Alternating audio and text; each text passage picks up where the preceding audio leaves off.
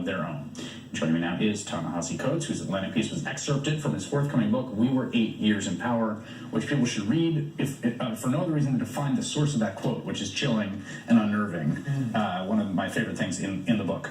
Good to have you here. Good to be here, man. So I want to start on the Jemele Hill thing just because I think it literally directly relates. Like, I think she was reading your article, and I'm not saying that came from you, but she posted your article, and she says this thing which, we were joking about the fact that if you publish this on the cover of one of the oldest magazines in America, you get people ready to debate it, but if you tweet it and you're, Jemele Hill, then you might get in trouble. Right. I don't know what ESPN's policy is, in terms of politics, so I can't speak to the appropriateness of, what happened with her.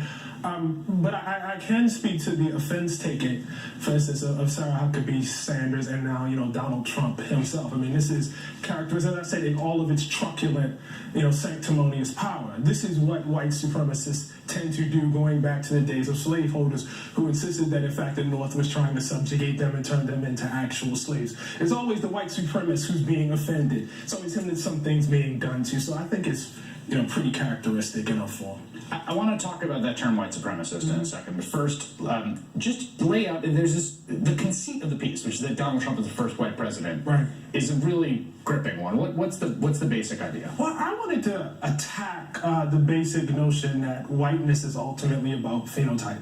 That race is an actual real thing, biologically inherited thing, instead of, as the great historian Nell Payne says, actually an idea, not a real thing, in fact.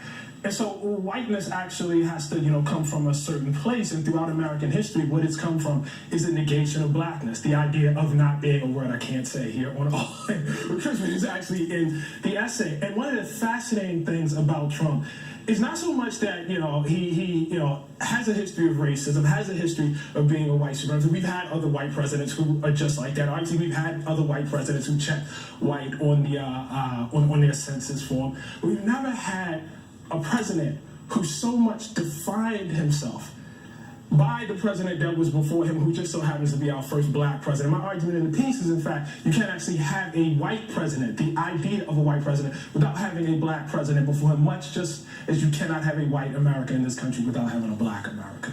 You say the ideology is white supremacy, and you use this term white supremacist. You used it here. It's the one that Jemele Hill used as well.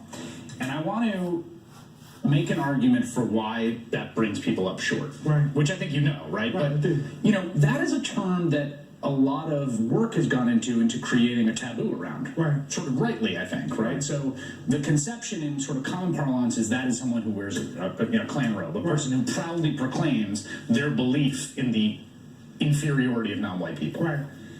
You're using it in a much more expansive sense. What is that doing? Why are you doing that? Well, I think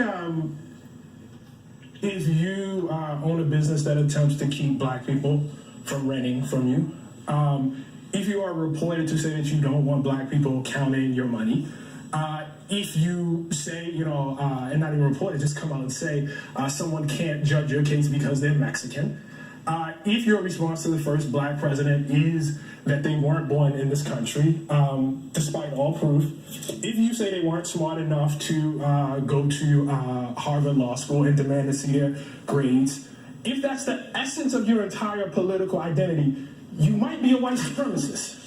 It's just possible. I mean, I'm willing to have that debate and hear the other side, but you might be. And I think with Donald Trump, it's quite a bit. I wouldn't say George Bush is a white supremacist. Now I have a lot of problems with George Bush's policies. I can make an argument for how they, affect black people in a negative way. You know what I mean? But I wouldn't argue that he's a white supremacist. I wouldn't argue that Mitt Romney's a white supremacist. Donald Trump is a particular specific thing, and I think there's quite a bit of evidence to back up the charge. In terms of the essential core of what he is doing, I don't think he's president without it.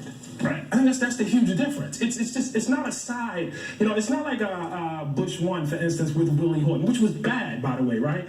But not necessarily definition. This is a thing I got to do in order to get over. It's the core of him. He began his career in birtherism. It wasn't on the way. That was the thing that got it started. That was what kicked it off. And so I think in that sense, he's different.